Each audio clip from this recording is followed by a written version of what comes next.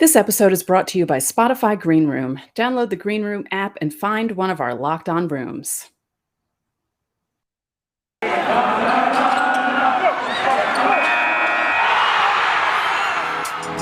You are Locked On Yankees, your daily New York Yankees podcast. Part of the Locked On Podcast Network, your team every day.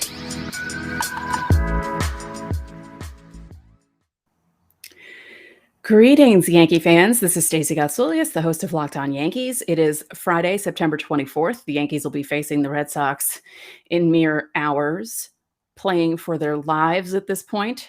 It's no one's fault but their own. We'll be previewing that series. We'll be talking about the next 9 games and how important they are. We all know how important they are. The Yankees honestly need to go 9-0, and we know that they can't do that. And then we're going to look back at September 24th, 1991. And I know you're thinking, what possibly could have happened September 24th, 1991? I'll tell you. First, let me finish introducing myself. Stacey Gatsoulias. I'm your host. I used to write for places like Baseball Prospectus and the Hardball Times. I had stuff appear on ESPN. I've written in magazines. No, I'm not bragging. I'm just saying this is where my expertise lies.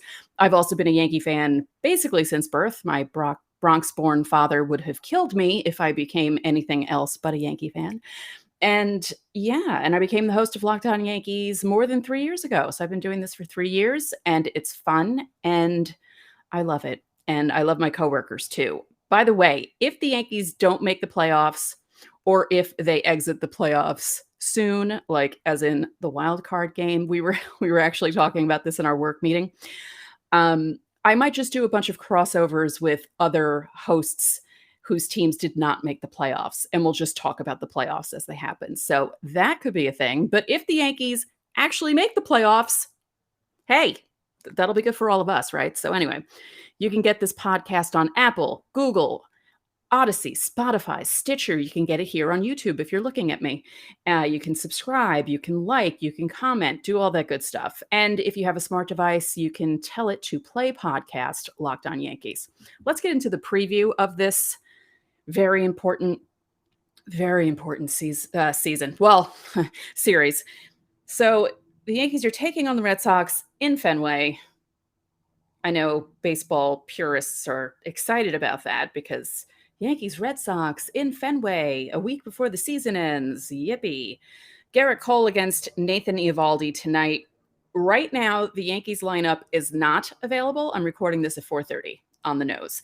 The Red Sox are as follows: Kike Hernandez, Schwarber, Bogarts, Devers, Martinez, Verdugo, Hunter Renfroe, Christian Vasquez, and Jose Iglesias, in that order.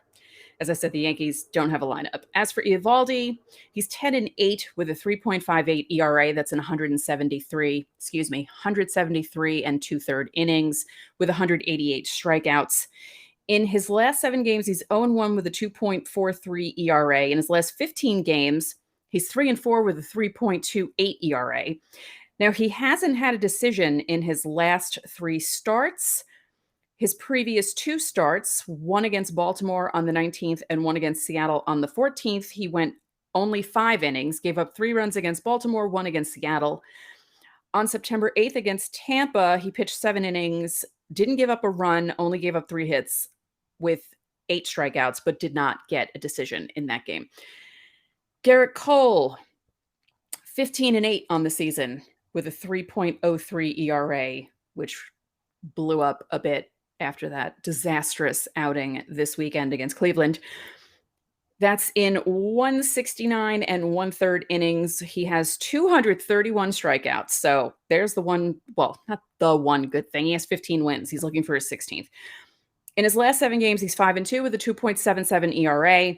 His last start, as I said, against Cleveland, got the loss, 5 2/3 innings, 7 runs on 10 hits with 1 walk and 7 strikeouts. So, I mean, at least the strikeouts were high.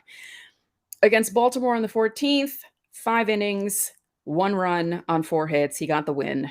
3 walks, which is uncharacteristic for him, 7 strikeouts. And against Toronto on September 7th, another not so great outing.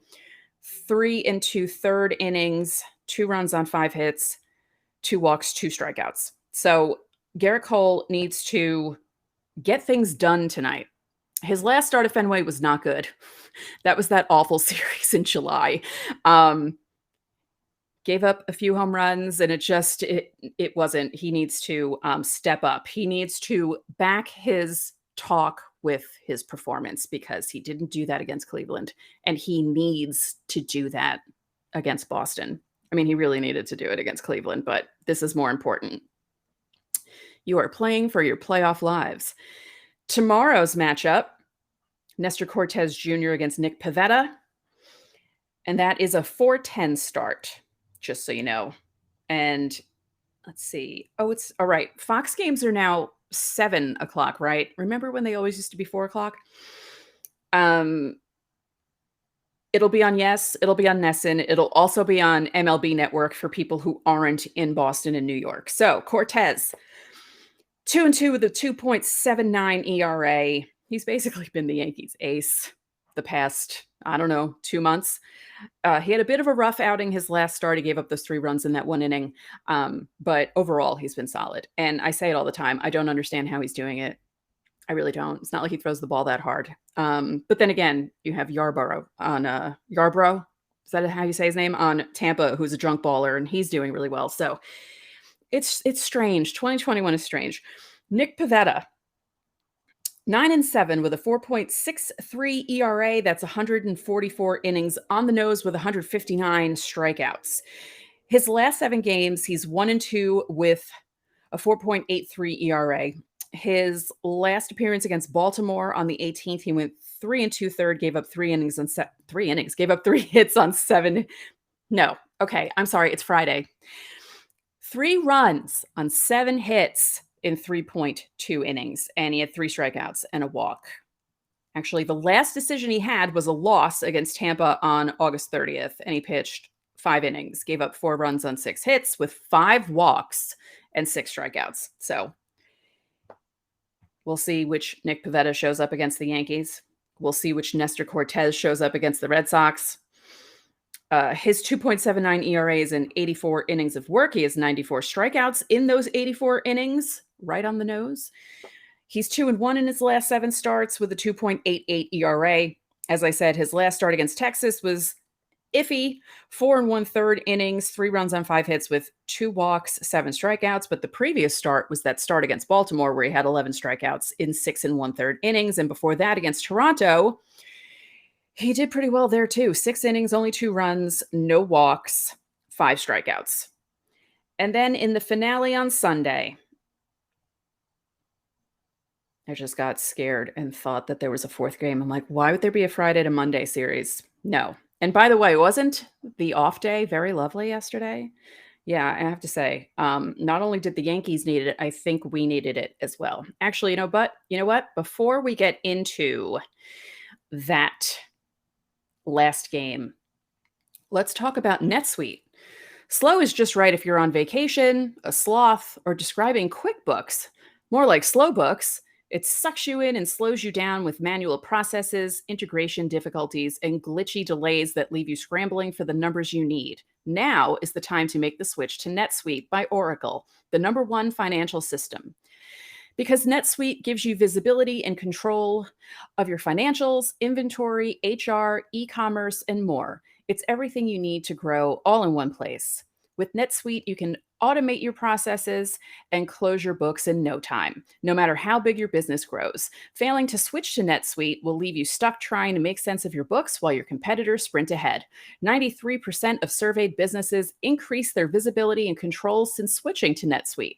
And right now, special financing is back. NetSuite is offering a one-of-a-kind financing program for those ready to switch today.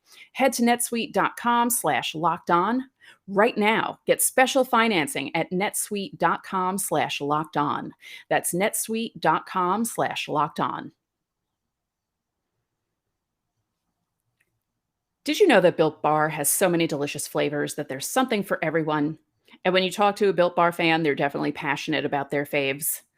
If you've watched me or listened to me, you know that I love mint brownie. If you watched my crossover with Bryce from Locked On Rangers, you'll know he also likes mint brownie. The other flavors, coconut, cherry barcia, raspberry, double chocolate, salted caramel, strawberry, orange, cookies and cream, and German chocolate. If you haven't tried all the Built Bar flavors, you can get a mixed box where you get 2 of each of the 9 flavors. I suggest you do that and then you figure out what you like. They're high in protein, low in calories, low in sugar, and they're just all delicious and great. Go to Built Bar, use our promo code LOCKED15, and you'll get 15% off your order.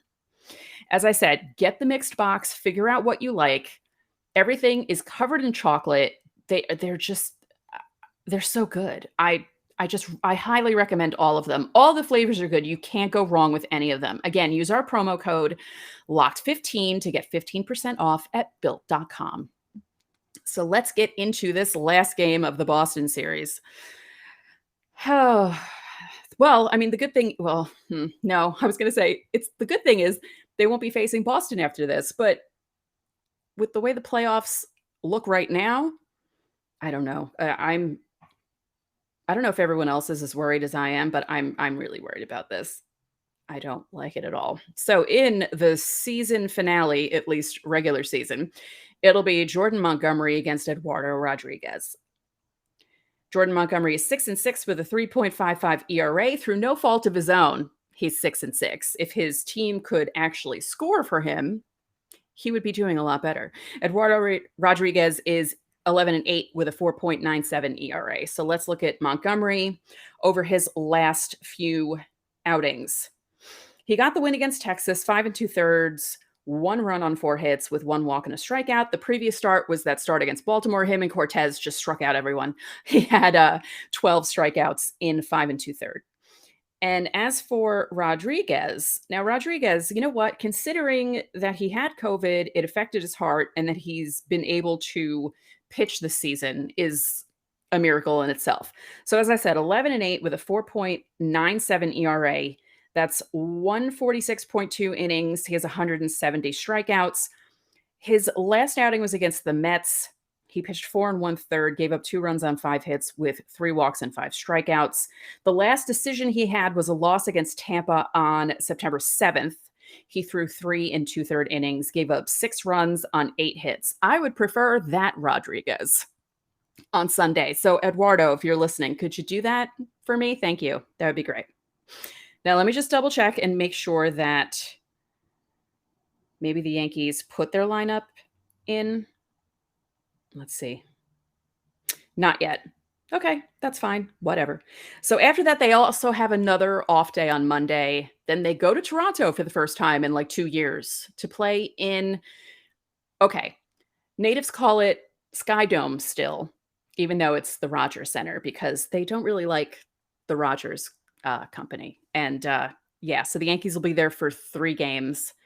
I believe they have, then they they come home and play Tampa, but still 3 against the Red Sox, 3 against the Blue Jays, the teams that you're fighting for these last 2 wild card spots with in 6 games on the road. And then you have to go, then you have to go home and play the leader of the division, who, by the way, are they close to clinching? Because if they are, maybe, not that they would do the Yankees a solid and lose, because the Rays are chippy with the Yankees are chippy with the Rays, and the Rays would love, especially if those 3 games come down to whether or not the Yankees make the playoffs, I could see the Rays wanting to eliminate them and not caring that they've already clinched the division. They'd probably want to try and eliminate the Yankees, especially in Yankee Stadium. So yeah, the Yankees did this to themselves. They did it to themselves. They had how many games that they should have won? How many games the bullpen blew? How many games against Baltimore that they should have won? How many games against other not so great teams that they should have won? What are you going to do? Although I shouldn't be crapping on the Yankees right now. They're 7-3 in their last 10. They've picked things up. They've won 3 in a row. Boston is coming into tonight on a 7-game winning streak. They're 8-2 in their last starts. Their last 10 starts. They The Mets did nothing to help the Yankees. Not that anyone should have expected them to, because the Mets, you couldn't rely on the Mets to do anything. Now, the one thing that I would like to discuss here in the wild card standings, Oakland, they are falling off because right now Boston has a 2-game lead over the Yankees. The Yankees are a game up on Toronto for the second spot. Seattle is a game behind Toronto now. Oakland is 2 behind Seattle. Seattle's won 5 in a row. They're 7-3 in their last 10. Oakland is 5-5 in their last 10, but they've lost 4 in a row. Now, Toronto's lost 2 in a row. They lost 2 in a row to the Rays. And let's discuss that too. I have time before I need to do my next break. I don't know if you all know what happened between the Rays and the Jays, but in the first game of the series, you know how Gary Sanchez and the other catchers have the card on their hands? I'm showing everyone on YouTube, but if you're listening to me, in their wrist guard, they have scouting reports basically telling them how to pitch to certain people and stuff like that. Well, Kevin Kiermaier was sliding into home and Alejandro Kirk's card fell out of his wrist guard. And Kiermaier picked it up and brought it into the Rays dugout. The Jays were not happy about this. Kiermaier could have picked it up, given it to an ump, and not made it such a big deal, but it's because he brought it into the Rays dugout that Blue Jays players were having an absolute hissy fit about this. So this happened in the first game of the series. The Blue Jays waited until the third and last game of the series, down 6 runs, to plunk Kiermaier in the back. Guys, come on. And what's funny is the guy who heads all of our podcasts for MLB is a Blue Jays fan, and he thinks it's ridiculous that the Blue Jays got so upset. He even said, if you're so worried about this stuff, be more careful with your cards and make sure that they're secure when you have them in your wrist guard. So things were chippy between the Rays and the Jays. And I can't believe I'm saying this, but there's a part of me that hopes, even though I know that if the Jays are in the playoffs, that means the Yankees didn't make the playoffs. But I kind of want a Rays-Jays series just because of this, because I know it'll carry over into it. And because I won't have really much of a rooting interest in it. And I just want those two teams to destroy each other, I mean, obviously, above all else, I would love for the Yankees to make the playoffs, obviously. But if it doesn't happen, I think a Rays-Jays series would be electric. I think it would be amazing. And just because of that, it's ridiculous when you think about it. But that needs to happen. I think so. So anyway, before we get into why I want to talk about September 24th, 1991, let's talk about betonline.ag because they're back and better than ever. All eyes are on the gridiron as teams are back on to start another football season. As always, BetOnline is your number one spot for all the pro and college football action this season. With a new updated site and interface and even more odds, props, and contests, BetOnline.ag continues to be the number one source for everything football. Head to the website or use your mobile device to sign up today and receive your 100% welcome bonus. That's double your initial deposit just for signing up. Don't forget to use promo code NFL100. From football, basketball, boxing, right to your favorite Vegas casino games, don't wait to take advantage of all the amazing offers available for the 2021 season. BetOnline is the fastest and easiest way to bet on all your favorite sports. Just use our promo code LOCKEDON. BetOnline, your online sportsbook experts. Does this sound familiar? You've got one device that lets you catch the game live, another that lets you stream your favorite shows, you're watching sports highlights on your phone, and you've got your neighbor's best friend's login for the good stuff. Well, I want to tell you about a simple way to get all that entertainment you love without the hassle and a great way to finally get your TV together. It's called DirecTV Stream, and it brings your live TV and on-demand favorites together like never before. So you can watch your favorite sports, movies, and shows all in one place. That means no more juggling remotes and no need to buy another device ever again. And the best part, there's no annual contract. So get rid of the clutter and the confusion and get your TV together with DirecTV Stream. You can learn more about DirecTV Stream at directtv.com. That's directtv.com. Compatible devices required. Content varies by package. So why am I talking about September 24th, 1991? Well, musically, it was quite a year. Or quite a day. But yeah, 1991 was kind of a cool year. I was a senior in high school. I just started my senior year of high school back then. And on September 24th, 1991, Nevermind by Nirvana was released. Also, Blood, Sugar, Sex, Magic by Red Hot Chili Peppers was released. Tribe Called Quest was released. The Pixies had a new album that day. It was a really big, it was a crazy day. But I want to look back at the Yankees in 1991 because they were not good in 1991. And you know I love doing this, and I haven't done this since I started video podcasts because I wasn't sure logistically how it would work. So I apologize if it's funky, but we're going to look at the Yankees box score from September 24th, 1991. It was a Tuesday because most albums were released on Tuesdays. I don't know if that's how it works now, but that's Tuesdays and Fridays were big release days. So the Yankees lost to the Brewers. Remember when the Brewers were in the American League? Yeah. Let's look at the names because I love it. But back then, the Yankees were 64 and 86, and 73 and 76 was the Brewers record. So every time someone talks about how horrible the 2021 Yankees are, I would like to point you to 1991. I would like to point you to 1990 because clearly you weren't around back then because you would have remembered how horrible these teams were. So the game took place in Milwaukee at County Stadium, their old haunt, and it was a 3-hour, 9-minute game. The Yankees actually had 13 hits to the Brewers 8, but as I said, Brewers won 5-4, and Eric Plunk got the loss for the Yankees. Eric Plunk, that's hilarious. Now, of course, as I'm trying to load everything, it's not working. There we go. Let's look at the Yankees lineup because you know I love talking about all these old guys, and it's so much fun to look at these names.